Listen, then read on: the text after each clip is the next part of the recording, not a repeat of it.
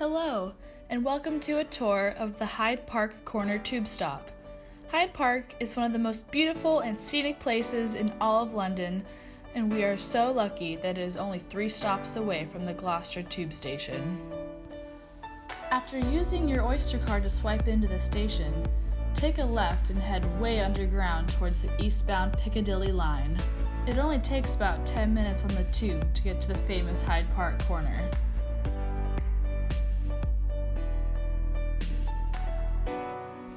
On your way out of the station, don't forget to take a good look at all the cool advertisements that are plastered on the walls next to the escalators.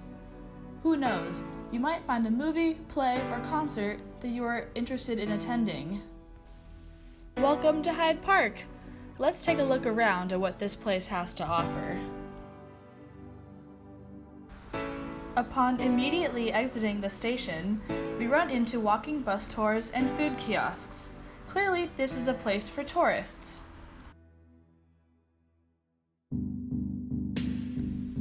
Oh look, a political tent.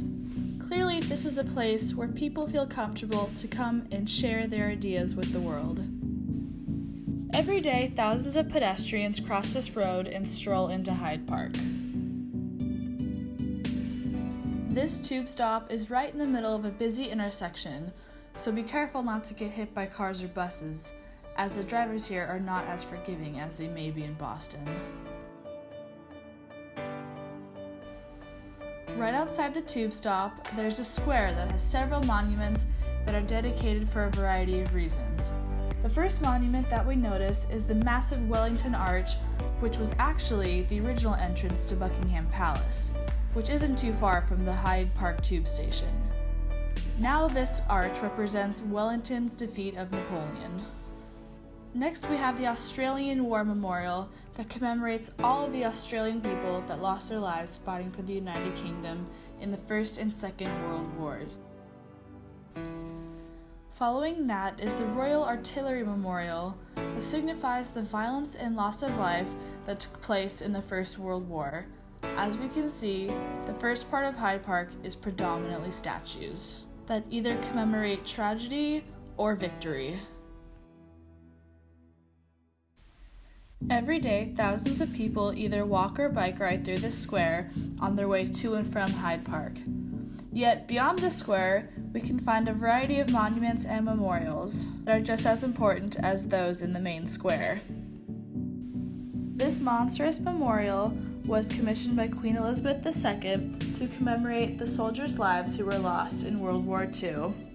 As we can see, this memorial is a lot to take in, and the depiction of the soldiers stirs up quite the amount of emotions. These pillars commemorate citizens from different countries who fought for Britain in both World Wars. As we can see, Britain had a huge grasp on countries all over the world, and most monuments in Hyde Park commemorate World War I and World War II. Now we are entering into Hyde Park's flower garden. Here we can find many different fountains and places to sit. It is clearly a popular place for people to come and relax.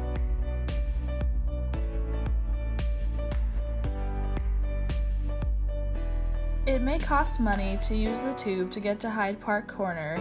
However, Hyde Park itself does not cost anything at all. In fact, its beauty is priceless.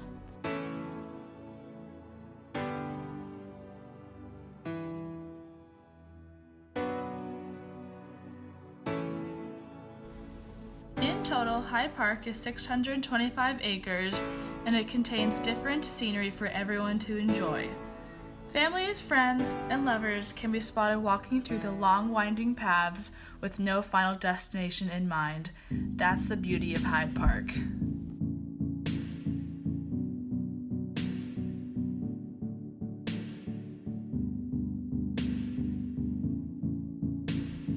Thanks for listening to this brief tour of Hyde Park, and do not forget to go explore it with all your friends.